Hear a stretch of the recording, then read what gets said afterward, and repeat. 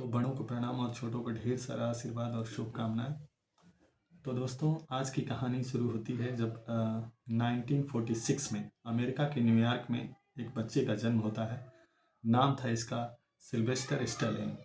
Sylvester Stalin एक ऐसा नाम जिन्होंने बचपन से लेकर के और 28 बरस तक उम्र तक केवल दुख और मुसीबतें ही देखी। हर रोज़ ज़िंदगी में एक नई मुसीबतों का पहाड़, हर सुबह एक बुरी सूचना, एक बुरा खबर। तो इस लड़के ने पूरी ज़िंदगी माँ बाप के मरने से लेकर के और हर रोज़ एक नई मुसीबत जिसका इंतज़ार करती थी। रोज़ होता ये था कि उठना और एक आदत सी बन गई थी कि कुछ ना कुछ बुरी न्यूज़ को सुनना।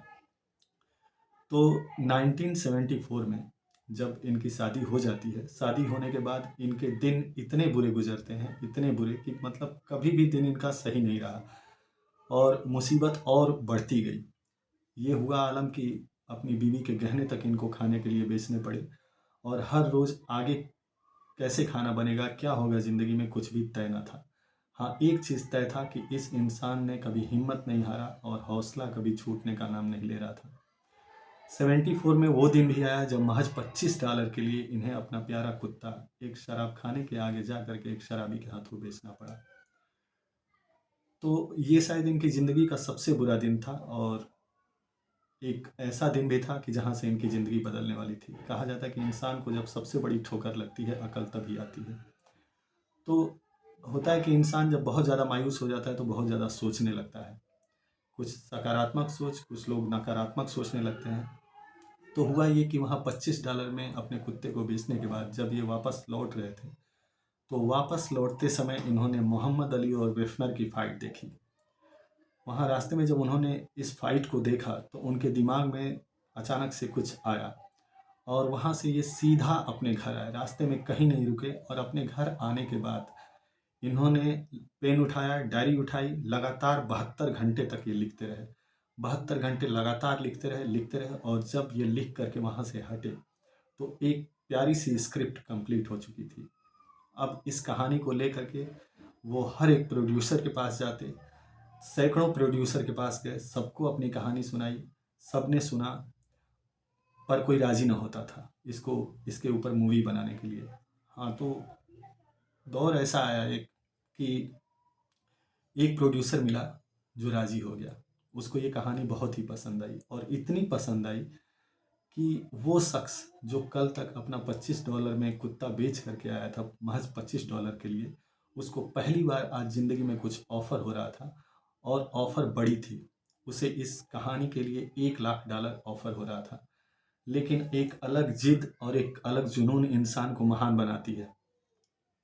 सपने सभी देखते हैं, लेकिन जो जुनून को सबसे ऊपर रखता है, ज़िद को सबसे ऊपर रखता है, सपने उसी के पूरे होते हैं। तो वही चीज़ इस इंसान के भी अंदर थी। इनका एक ही ज़िद था कि इस स्क्रिप्ट को जो कि मैंने लिखा है, इस पे जब भी मूवी बनेगी तो हीरो मैं रहूँगा इसमें। और इन्होंने वही शर्त उस प्रोड्यूसर के आगे रखी कि मुझे पैसे की चिंता नहीं है, मुझे बस चिंता इस चीज़ की है कि इस मूवी के अंदर हीरो मैं बनूँगा। अब ये हुआ कि पेशकश बढ़ती गई, $1,00,000 से $1,50,000 प्रोड्यूसर ने ऑफ़र किया। इन्होंने कहा ना, हीरो तो मैं ही बनूँगा। फिर $2,00,000 सेम चीज़, हीरो मैं ही बनूँगा। $2.5 लाख सेम चीज़, हीरो मैं ही बनूँगा। डिमांड बढ़ते बढ़ते यहाँ तक आई कि एक वक्त पे $3.5 लाख रुपए इनको ऑफ़र हुए। लेकिन इन्होंने सीधे तौर पे कहा कि मुझे पैसों से मतलब नहीं है, मुझे बस ये है कि इस कहानी में हीरो मैं बनूँगा।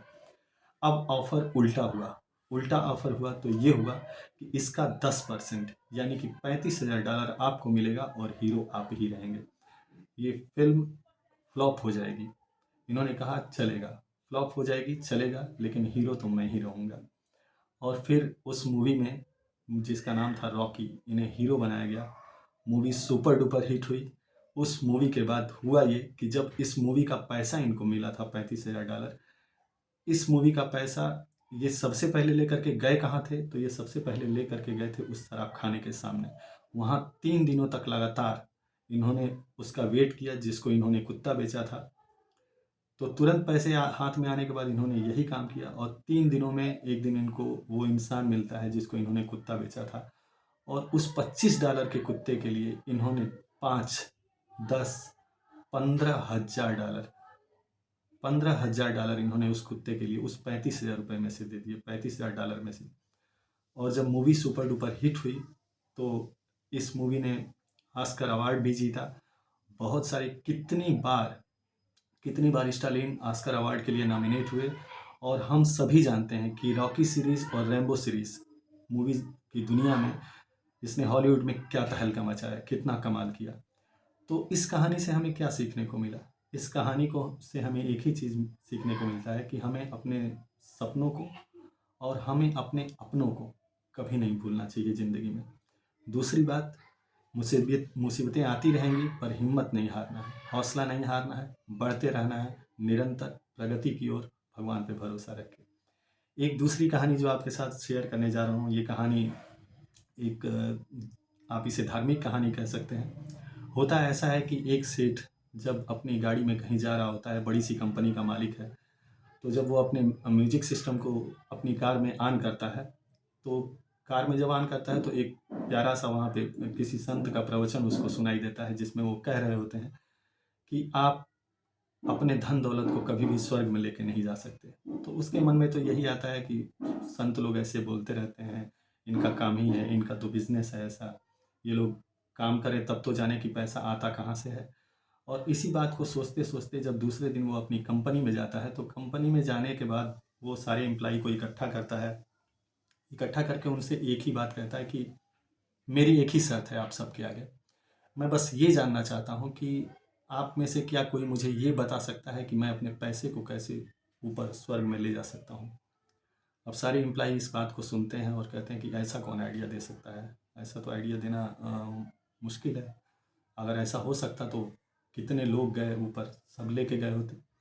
तो बहुत लोग सोचते रहे और जाहिर सी बात है कि जब कोई ऐसी बात होती है, कोई चैलेंज होता है, तो ये बात फैलती है। तो ये भी बात छुपी न रही, फैली। और एक एक दिन क्या हुआ कि एक अजनबी आदमी जो कि राजी होता है, कहता है कि मैं सेठ को बता सकता हूँ कि आप इस पैसे को कैसे स्वर्ग में ले जा सकते हैं अपने साथ।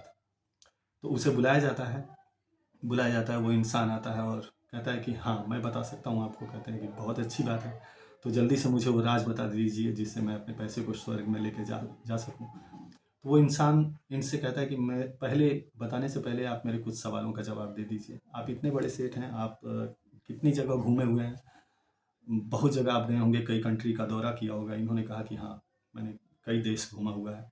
तो बोलता है कि जब आप कई देश घूमे हुए हैं तो सेठ जी बस मुझे एक बात छोटी सी बता दीजिए कि जब भी आप यहाँ से आप यूएस गए? तो बोला कि हाँ यूएस गया हूँ। तो बोला सबसे पहला काम आपने वहाँ जाने के बाद क्या किया? तो कहा कि जाहिर सी बात है, वहाँ जाने के बाद सबसे पहले कोई क्या करता है, पैसे को एक्सचेंज करता है। तो मैंने भी अपने पैसे को एक्सचेंज किया। कहा आप इंग्लैंड गए? बोला हाँ गए। वहाँ जाने के बाद क्या किया? पैसे को एक्सचेंज किया। आप ईरान गए? गया। वहाँ जाने के बाद क्या किया? तो पैसे को एक्सचेंज किया। दुबई गए? मतलब हर एक देश का नाम गिनाते रहता है और सेठ जी का यही जवाब होता है कि जब भी मैं गया हूँ, जब भी मैं फॉरेन गया हूँ, दूसरी कंट्री गया हूँ, तो वहाँ अपने पैसे को मैंने एक्सचेंज किया है। कहता है बिल्कुल ठीक। अब बात यही होती है कि जैसे आप कह रहे हैं कि स्वर्ग में पैसा ले जा सकते हैं कि नहीं, तो वहाँ भी ले जा सकते हैं, लेकिन वहाँ ले जाने के लिए पहले क्या करना पड़ेगा आपको? तो सबसे पहले आपके पैसे को एक्सचेंज करना पड़ेगा। तो इसके लिए आपको पता करना पड़ेगा कि स्वर्ग की करेंसी क्या है। तो स्वर्ग की करेंसी है पुण्य। तो उसने कहा कि अपने पैसे को आप पुण्य में एक्सचेंज कीजिए, अच्छे कामों में लगाइए, धर्म में लगाइए, नैतिक कार्यों में खर्च कीजिए, और ये सारा पैसा आपके साथ जाएगा, स्वर्ग में जाएगा। तो इस कहानी से भी हमें बहुत बड़ी सीख मिलती है कि हम कैसे अपने दौलत को स्वर्ग में ले जा सकते हैं और कैसे यूज कर सकते हैं। तो उम्मीद करता हूँ कि ये कहानियाँ आपके लिए पथ प्रदर्शक साबित होंगी, निरंतर रास्ता दिखाती रहेंगी।